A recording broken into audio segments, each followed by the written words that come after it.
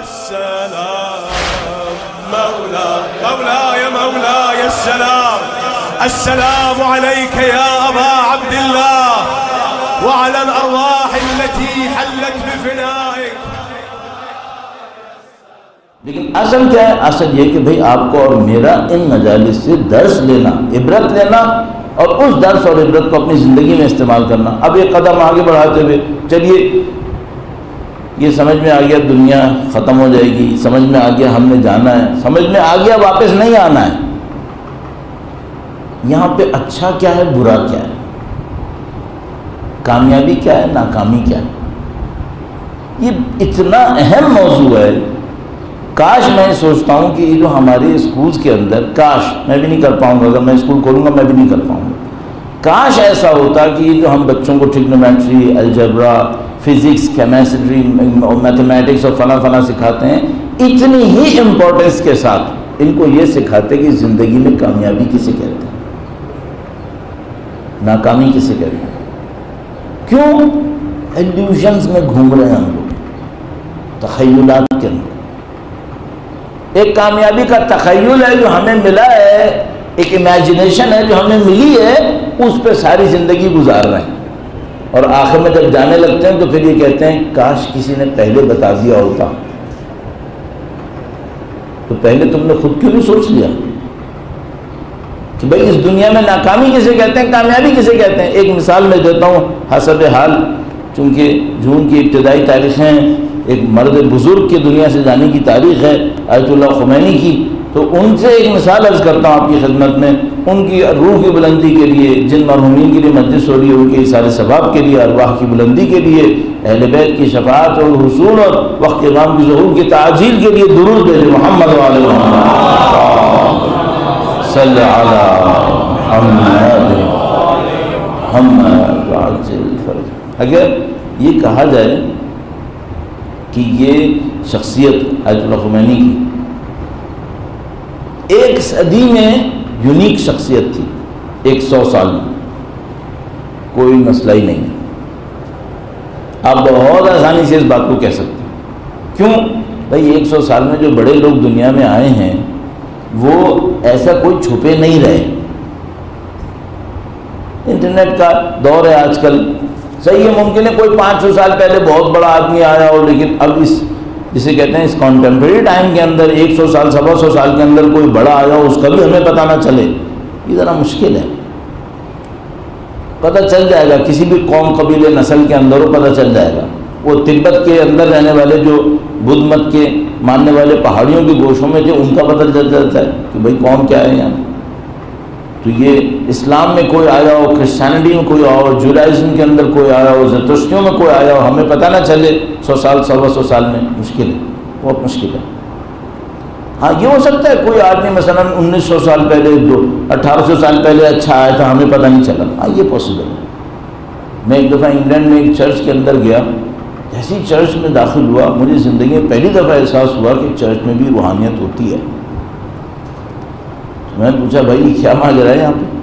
تو انہوں نے کہا کہ بھائی یہاں پہ ایک کمرہ ہے، یہاں پر تقریباً 1000 سال ہو گئے کبھی عبادت ختم نہیں ہوئی، ہر روز عبادت ہوئی ہے، سروس ہوئی ہے. چلیے پھر میں نے کہا یہ تو خیر بڑا مسئلہ نہیں ہے، آگے. تو انہوں نے کہا یہاں پہ 2-3 پادری دفن ہیں بہت پرانے زمانے کے. وہ کون ہے بھائی؟ تو میں نے حساب لگایا کہ ان کا ٹائم ہمارے نبی اور اولاد نبی کے ٹائم سے مل رہا تھا. میں حساب لگایا کہ ہاں یہ سمجھ میں آ رہی تھی. ایک اور چرچ مجھے ملا، وہ تقریباً کم و بیش کربلا کے واقعے کے زمانے میں بنا تھا. اس کا ایک کمرہ پرانا، سب سے پرانا کمرہ. ایسا نہیں ہے کرسچینٹی کے اندر روحانیت نہیں ہے، یہ نہیں ممکن. اللہ روحانیت کو اٹھا دے، یہ نہیں ہو سکتا. قرآن کریم نے گواہی دی ہے کہ ہے. البتہ میں نے ایک کرسچن پریسٹ تھے، ان سے بھی UK میں کہا کہ آپ کے جس طرح ہماری ہر مسجد میں روحانیت نہیں ہے، آپ کے بھی ہر چرچ میں روحانیت نہیں ہے. ان کا میں ایکسیپٹ کرتا ہوں، بالکل ایسے ہی. تو میں نے ان کو اس چرچ کا نام بتایا. میں آپ کو نام نہیں بتاؤں گا ابھی کیونکہ پھر پتہ نہیں اس سے کوئی اور کہانی نہ نکل آئے پھر. تو میں نے کہا کہ میں اس میں گیا تھا، مجھے فیل ہوا تھا. کہنے گے آپ صحیح کہہ رہے ہیں. پھر انہوں نے وہ جو وہاں دفن تھے ان کی قصے سنائے. کہنے کہ وہ بڑے لوگ تھے اور ان کے بہت سارے انہوں نے معجزات سنائے. کہنے کہ ان کا یہ بھی معجزہ مشہور ہے، یہ بھی معجزہ مشہور ہے. یہ جو روحانیت ہے اس میں 100 سال میں سب سے بڑا آدمی آیت اللہ خمینی آئے ہوں، یہ کوئی مشکل دعویٰ نہیں، یہ ہو سکتا ہے، کوئی مسئلہ نہیں. اچھا ان میں خاص بات کیا تھی؟ حکومت بنانا خاص بات ہے، وہ اسٹالن نے بھی بنا لی تھی. رشیا کے ماؤ تزیتونگ، جسے ماؤ زیتونگ ہم لوگ کہتے ہیں، اس نے بھی انہوں نے ہی بنائی تھی. دسیوں بڑے بڑے لیڈر آتے ہیں، حکومتیں بناتے ہیں. یہ جو خاندان سعود کا بدبخت بانی تھا اس نے بھی بالآخر ایک حکومت تو بنائی تھی. حکومت بنانا کون سا ہمارے کا؟ کون بنانا بڑی بات نہیں ہے. اچھا حکومت بنائی، اپنی عوام کے لیے کام کیا، یہ اچھی بات ہے، لیکن یہ بہت بڑی بات نہیں ہے. اور بھی لیڈر آئے جنہوں نے اپنی عوام کے لیے کام کیا. جیسے مثلا میں نے ابھی ماؤ زیتونگ کا نام لیا. ماؤ زیتونگ نے اپنی قوم کے لیے بہت برا نہیں کیا، بظاہر اچھا کیا. ہاں کچھ چیزیں رہی ہیں کلچرل ریولیوشن ٹائپ کی، وہ جس میں بڑے لوگ مرے، یہ ساری باتیں، لیکن بہرحال اوور آل جس کو ہم لوگ کہتے ہیں ناٹ بیڈ، ٹھیک ہے. بہت سارے لوگ آتے ہیں، مثلا وہ چلی کا جو آیا تھا چے گوارا، کچھ زیادہ نہیں کر سکا لیکن آئیڈیا تو اس نے فلوٹ کر دیا کہ انقلاب کیسے آتا ہے. بڑی بات ہے یہ بھی. امام خمینی کا بڑا کارنامہ کیا، نہ حکومت بنانا کارنامہ، نہ اپنی عوام کے لیے کام کرنا صرف یہ کارنامہ. جبکہ یہ ہم لوگوں کے لیے تو خیر بہت بڑا کارنامہ ہے. ہمارے یہاں کون آیا جو ہمارے لیے کام کر رہا ہو؟ ہم لوگ تو اس مصیبت میں پھنس گئے. تو یہ پھر بھی بڑا کارنامہ نہیں ہے. بڑا کارنامہ کیا ہے؟ بڑا کارنامہ یہ ہے کہ آپ دنیا کے اندر اللہ کی بندگی کے آئیڈیا کو زندہ کرتے ہیں.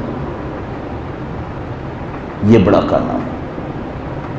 دنیا میں 2 پٹریاں ہیں، ایک مادہ پرستی کی ہے، نفس پرستی، شہوت پرستی. ہر آدمی اپنے مزے میں گم. سمن بکمن عمیٌ فہم لا یرجعون. گم، فرحین، مشغول ہیں. دوسرا راستہ کیا ہے؟ دوسرا راستہ ہے دنیا کو طلاق دے کر آخرت سے رشتہ جوڑنا. ہم سب جانتے ہیں طلاق کا لفظ میں نے کیوں استعمال کیا، مولا کا لفظ. یہ دوسری پٹری ہے. اچھا دنیا کی رائج پٹری کون سی ہے؟ پہلی بات نفس پرستی، شہوت پرستی، دنیا پرستی. رائج چاہے کمیونزم ہو، چاہے سوشلزم ہو، چاہے کیپٹلزم ہو، سب کی داستان اسی پر ہے. انبیاء کس لیے آئے تھے؟ ٹیکنالوجیکل ڈیولپمنٹ کے لیے آئے تھے؟ نہیں. اس میں بھی کنٹریبیوٹ کیا ہے، اس میں بھی کام کیا ہے، اس کے لیے نہیں آئے تھے. حضرت داؤد علیہ السلام کی تشریف آوری زرع بنانے کے لیے نہیں تھی، ہاں زرع بھی بنائی تھی. حضرت ذوالقرنین ڈیم بنانے کے لیے نہیں آئے تھے، ڈیم بھی بنایا تھا. حضرت یونس شہروں کو بنانے کے لیے نہیں آئے تھے، شہر بھی بنائے تھے. کس کام کے لیے آتے تھے؟ ان اعبدونی ھذا صراط مستقیم، یہ اعلان کرنے آئے تھے. اے لوگوں میری بندگی کرو، یہ مستقیم راستہ ہے، یہ اعلان کرنے آئے تھے. وَلَقَدْ بَعَثْنَا فِي كُلِّ أُمَّةٍ رَسُولًا أَنِ اعْبُدُوا اللَّهَ وَاجْتَنِبُوا الطَّاغُوتَ. ہم نے ہر امت میں اپنے مرسل رسول کو بھیجا کہ وہ کیا کہیں کہ اللہ کی بندگی کرو اور غیر خدا کی بندگی سے اجتناب کرو. یہ سکھانے آئے تھے. اگر کوئی اس کو زندہ کر دے تو اس نے وہ کیا ہے جو انبیاء نے کیا ہے. 4 اسکول بنا لو، ٹیکنالوجی ڈیولپ ہو گئی ایک ملک کے اندر، اچھا کیا. انبیاء اس کے لیے نہیں آتے تھے. ایک ملک بنایا جس کے اندر سب لوگوں کو ہر وقت کھانا پانی روٹی سب ملتا ہے، روٹی کپڑا مکان. انبیاء اس لیے نہیں آئے تھے.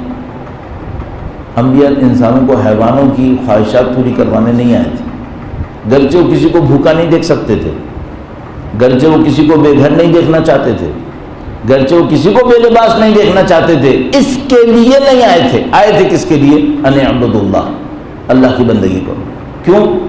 چونکہ اگر یہ کام ہو گیا باقی سارے کام انتہائی آسانی سے ہو جائیں گے.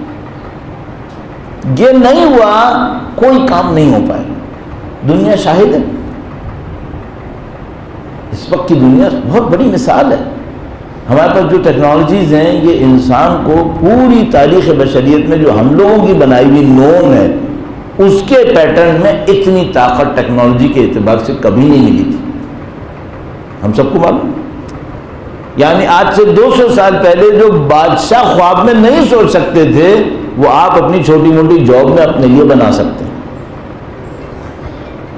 چھوٹی موٹی جاب بھی کر رہے ہوں گے تو اے سی خرید لیں گے تو آپ کلائمیٹ کنٹرول کر لیں گے. 200 سال پہلے کوئی بادشاہ کر سکتا تھا؟ اگر 200 سال پہلے کسی بادشاہ کو کلائمیٹ کنٹرول کرنا پڑتا تھا نا تو شالیمار باغ بنانا پڑتا تھا اسے. اربوں روپے خرچ کرے گا تو وہ بنے گا جس سے کلائمیٹ کنٹرول ہوگا. اب آپ کھڑے کھڑے 50-60 ہزار روپے کا اے سی لائیں، ہو گیا ظاہری طور پہ. البتہ اس کے لیے ہم بنے تھے، دنیا میں آئے تھے؟ نہیں، ہم آئے تھے اللہ کی بندگی کے لیے، اللہ کی طرف توجہ دینے کے لیے. اب یہ ایک عجیب بات ہے جو ابھی پوری نہیں ہو پائے گی، وقت بھی ختم پر ہے. وہ یہ کہ اگر اللہ کی بندگی کریں گے تو ملے گا کیا؟ ملنا کیا ہے؟ اچھا میں پوچھتا ہوں اگر پوری دنیا کما لی تو کیا ملے گا؟ چند خواہشات پوری کرو گے، اس سے زیادہ کچھ نہیں ہو سکتا. کیوں؟ پوری دنیا کی ملکیت بھی بنا لو گے، موت کے بعد ختم ہو جائے گی. کیا کر لو گے؟ دنیا بڑی عجیب ہے. آپ کو یاد ہے ایک انتہائی مشہور سنگر ہوتا تھا مائیکل جیکسن، بہت سارے لوگوں کو یاد ہوگا ابھی بھی. کروڑوں روپے خرچ کرتا تھا روزانہ کے حساب سے کہ میں اپنے آپ کو زندہ رکھوں، جوان رکھوں. ایک رات سویا، اگلی صبح نہیں اٹھا. وہی اپنے ببل کے اندر سویا تھا جس کے اندر کوئی جراثیم نہیں آ سکتے، کچھ نہیں آ سکتے، اسی میں مر گیا.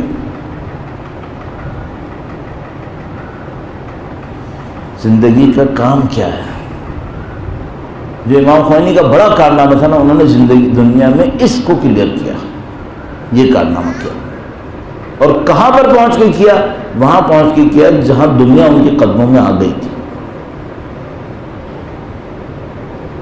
ایران کے وہ جس کو ہم لوگ اردو میں کہتے ہیں بے تاج بادشاہ، کون سا بادشاہ کو وہ طاقت ملی ہوگی جو آیت اللہ خمینی کو ملی تھی.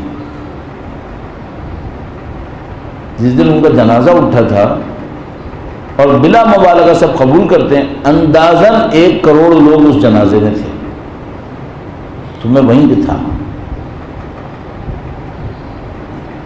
یعنی ہو ہی نہیں سکتا کہ دنیا کا کوئی بادشاہ یہ سین جعلی بنا دے، پیسہ دے کے بنا دے. یہ خدا نے کس کو دیا؟ اس کو دیا جو پیدا یتیم تھا یا کچھ وقت کے بعد یتیم ہو گیا تھا، جس نے یتیمی زندگی گزاری تھی.